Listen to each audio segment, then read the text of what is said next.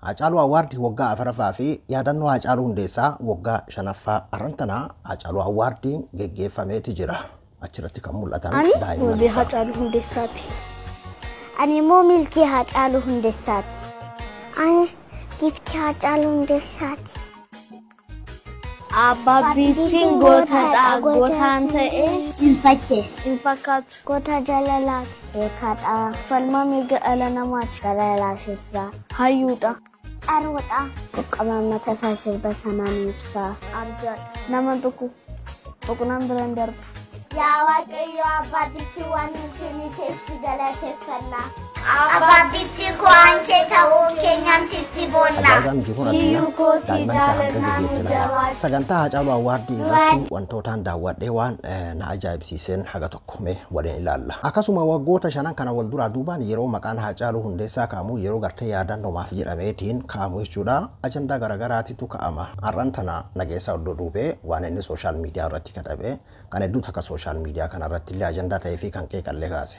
Yaada dhuunfaa kiyyaatiin qaba. Nabdabduu moobaayila biraa bagarra deebiidhaan gara chaanaala kiyyaa dhuftan isiniin jira. Haacaaluu Hundeessaa eegnu biraa wareegamee waggaa shanaffaa isaati. Waan baatii shan gahee illee ni fakkaata. Nuti dhaloota keenya kana keessatti nama akka gartee Haacaaluu Hundeessaa akkasitti akkuma gartee inni saba kanaaf qaalii jedheetiin uf beeka jedhe sanitti akkasumatti qaalii ta'ee yeroo hunda waggaadhaan akkasiin gartee sabni kun guyyaa yaadannoo wareegama isaa kana yeroo akkasitti yaadatuu fi akkasuma faawundeeshiniin garaagaraa banamee kaamaatii Haacaaluu Hundeessaatiin tokko isattuu gartee Haacaaluu Awwaardii maqaa isaatiin baname kanaadha. Haacaaluu Hundeessaa waan isa madaaluun akka dubbatamu kan godhe tokko isa kana jechuudha.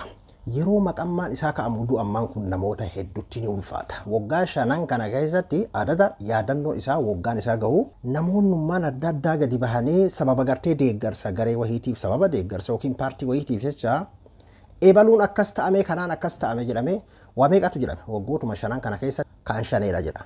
Inni kaan faannoo jedha. Kaan gartee nafxanyaa Addis Ababa keessa jiraattu jedha. Inni kaan ammoo gartee OMN jedha.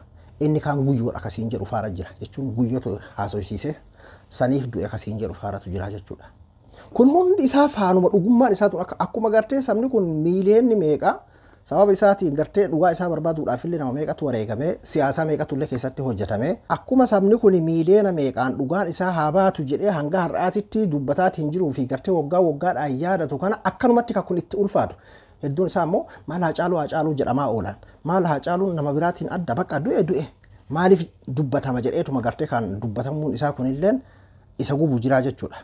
Kun hundinuyyuu duuba maalinni akkuma dhugaan isaan baaneef jechuudha. Garuu dhugaan isaa guyyaa takka numa baati turii daddafee. Kabiraa Haacaaluu Hundeessaa hojiin isaa akkuma gartee isaa nu yaadachiisutti ammoo ilmaan isarraa hafte ilmaan bakka buutuu abbaati. Duuba ilmaan Haacaaluu Hundeessaa waggaa shanan kana keessatti shuuf ijoollee waggaa 10 ijoollee waggaa 10 wayii fakkaatanii bar.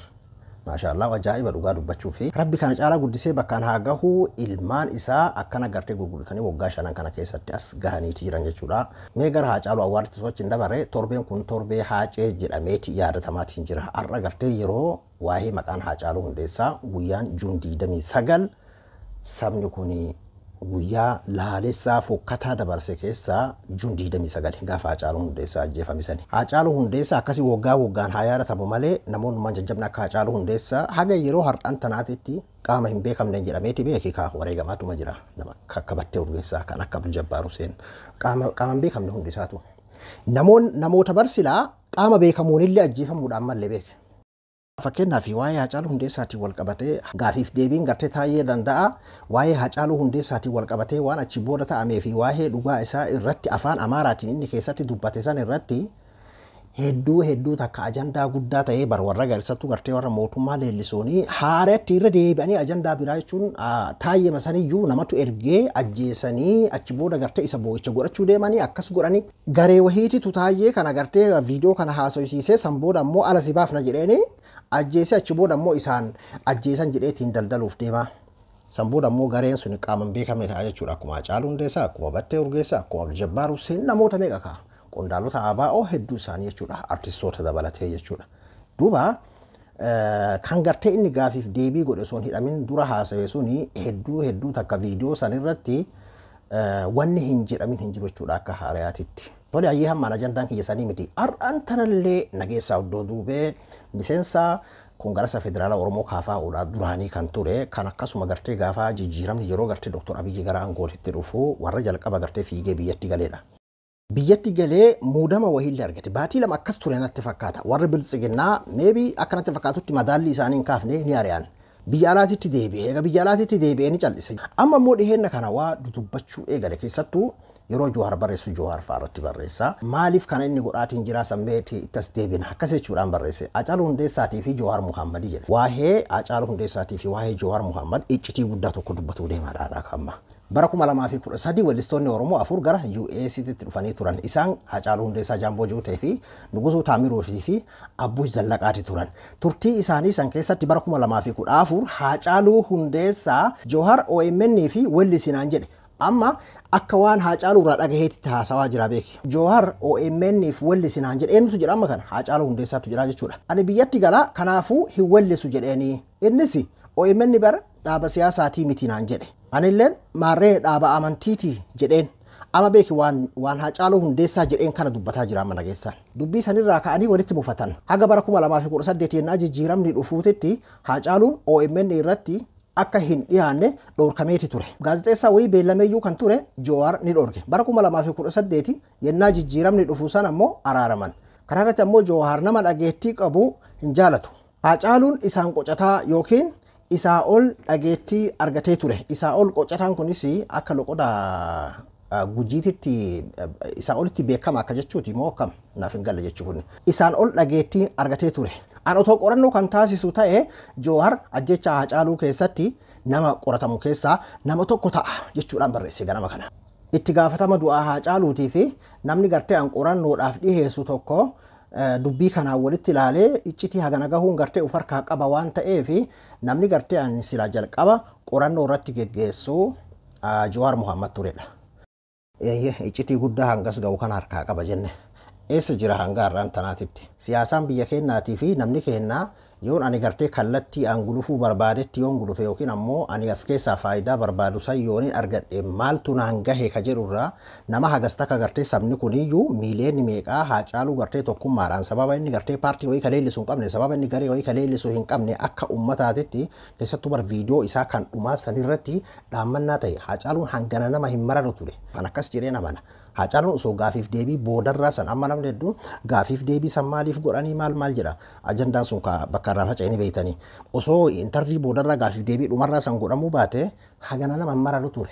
Ani saba kanaaf qaadiidha. Ankaayoon kiyya kana an nama namni gartee wellis yookiin namni akkas dubbadhu naan jedheetiin dubbadhu miti. Anka saba kanaati. Quuqamni saba kanaattu na dubbisiisa malee an namni dubbadhuudhaan nama dubbatu miti. Namni wellisiidhaan nama wellisuu miti. Suni wellisaa miti. An saba kiyyaaf qaaliidha. Arras borus asiin gasiin ganna qaltan jedhee dubbateeti ture jechuudha. Waanan sirbu.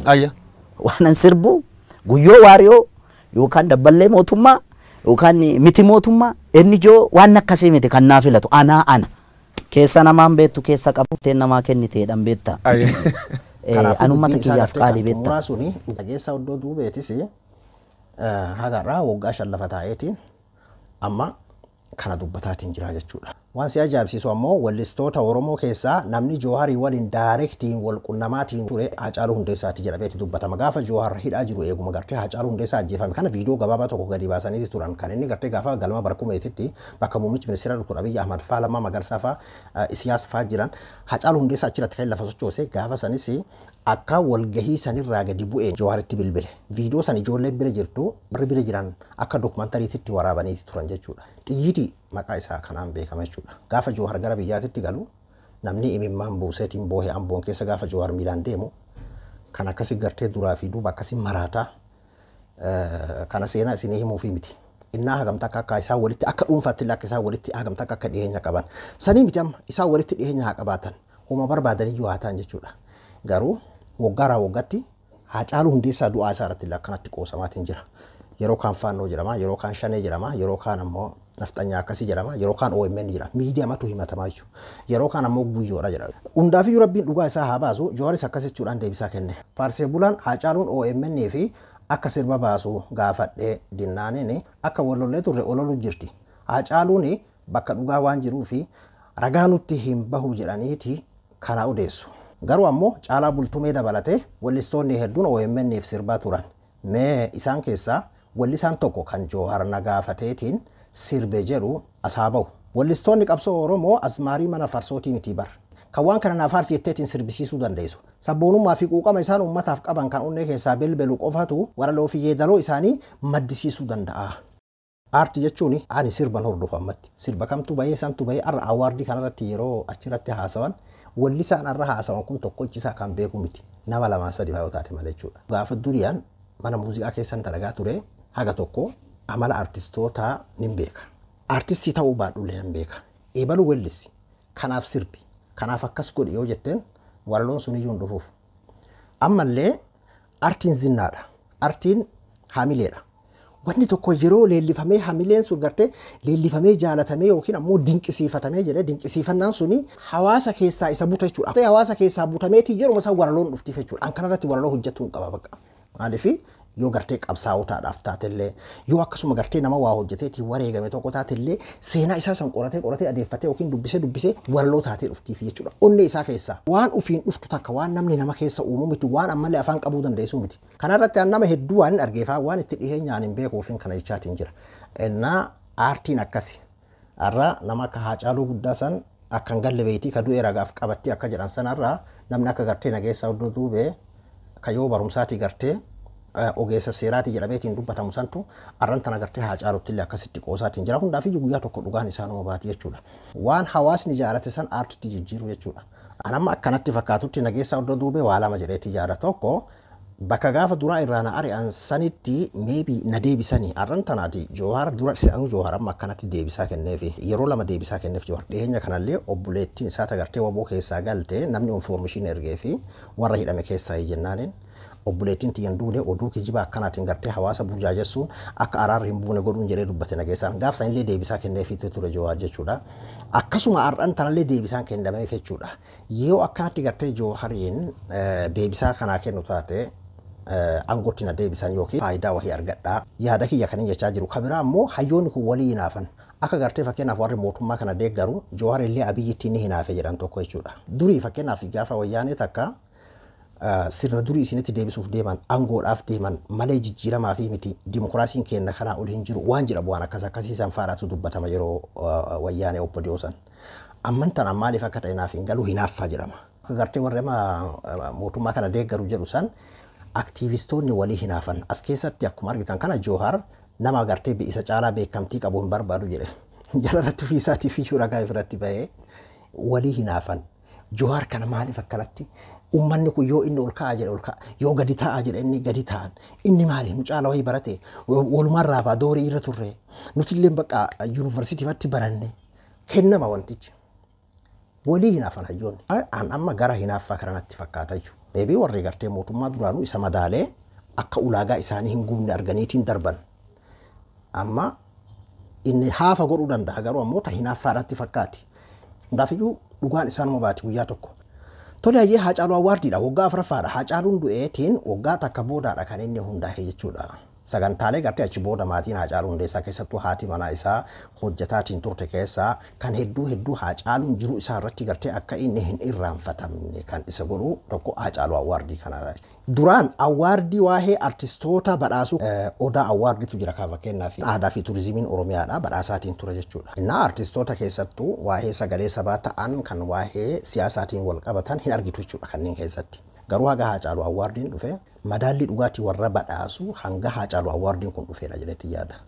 Badhaasa baranaa irratti illee waan ilaale artistoota dagataman gameeyyii ciccimoo artistoota duuba jira fakkeenyaaf kan akka gartee Ameedikaa Abdullaahi Jirmaa kanneen ara badhaafaman keessaa tokko jechuudha. San qofaa miti Dr. Taaddasaa akka gartee yeroo Haacaaluu Hundeessaa wareegamu Amboo Yuunivarsiitii bulchaatiin ture kan baasiisan maqaa Haacaaluu Hundeessaatitti jijjiiree fi siidaa bareedaa san ijaare yeroo san mormii isaa irratti ka'ee fi Dr. sababaa inni gartee hojii hagana gahuu kana ittiin hojjetee fi qeeqni adda addaa duulli adda addaa irratti deemaatiin ture san hunda cabsee duuba Haacaaluu Hundeessaa jedhee waan san kan bu'uureessi har'an tana badhaasa kabajaa argateeti jira jechuudha. Hedduu takkan dinqisiifadhee albama filatamaa bara kana ammoo Andu'aalam Gosaati kana namni itti hinaafullee waan jirutti hin fakkaatu.